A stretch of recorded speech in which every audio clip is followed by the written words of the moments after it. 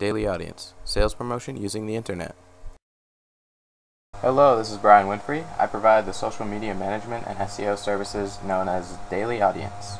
This is the third installment of my social media and business playlist. This video will teach you what good Facebook content should consist of. I will also show you how to polish up your Facebook by installing apps, arranging tabs, creating custom app images, and more.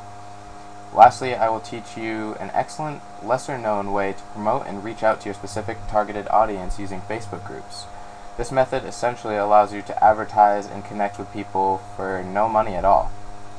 I'm not going to call it some ultimate secret, but it's definitely, a very strong and powerful way to advertise and promote with your business. This video is packed with useful information, so listen carefully and let's get started. This is my client's page, Granite Warehouse, Tennessee. Let's just scroll down and look at some of the posts that I've been posting. These ones are not quite as important. They're not the bigger meat and bones. This is just sort of behind the scenes stuff. This is asking to join us on Pinterest. So this is the type of stuff that we want to talk about. When people come to your Facebook, they definitely should be aware of what you do, and they shouldn't have to struggle to figure out, what exactly you're about, what you provide, anything you might be selling, etc. This post is just something quick that I whipped up. It's just a picture that I took in their showroom in Nashville featuring their countertops, and I slapped on their logo along with a good description that sort of tries to hook and engage people.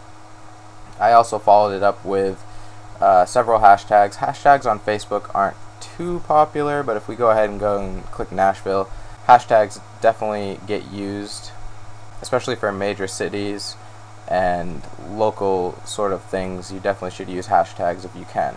Okay, so you'll also notice that I have a couple apps here. I have Granite Warehouse on Instagram, and that one has a custom image with a custom name and whatnot.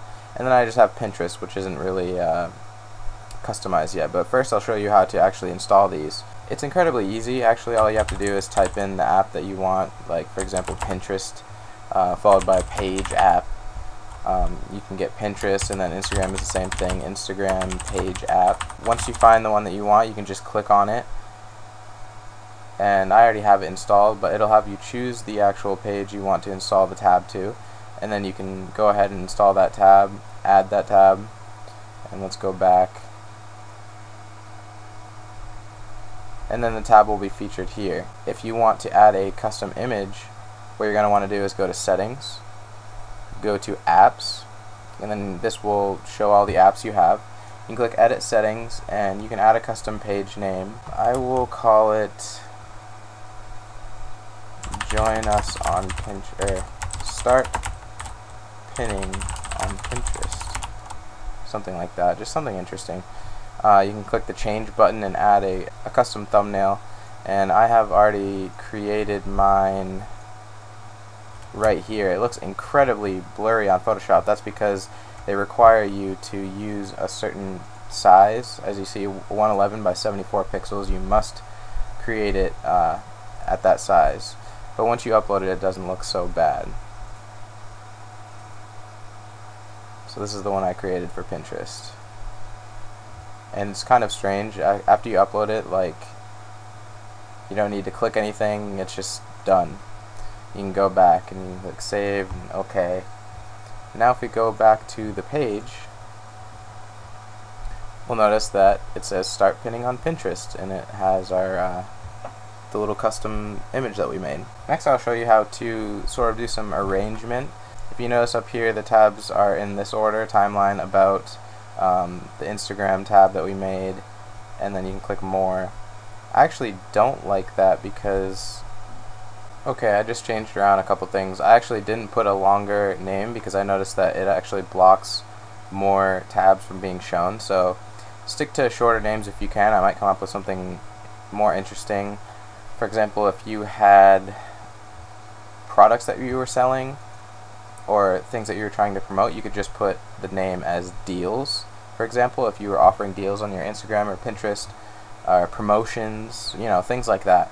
There are so many ideas and so many things that work well. It is incredibly important to add these other social media platforms that you have to your Facebook because a lot of Facebook traffic, once they get onto your Facebook, they should be going to your main website, which should be advertised everywhere, such as granitewarehousetn.com. You'll notice that, or if you click the About, you'll notice the website is here, contact information, etc.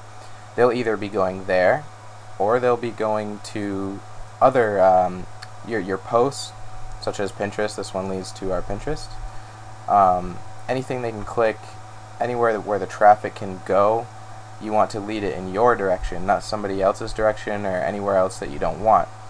So when people come to this page, they click Instagram, for example, it'll show up with the Instagram tab and our pictures will be here, and they'll be inclined to either like it or actually go to the Instagram page, or even just search around. Maybe they'll click Pinterest, and the Pinterest pins will show up here, and they can immediately follow us and click on one of these, and it should bring them to Pinterest. I hope so.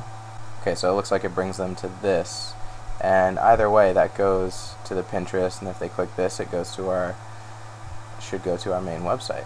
If there's good information and a reliable source, of course you can share other sites and whatnot, but your main goal still should be getting people to stick around you and your brand and label. Okay, so that ultimate secret that I was talking about.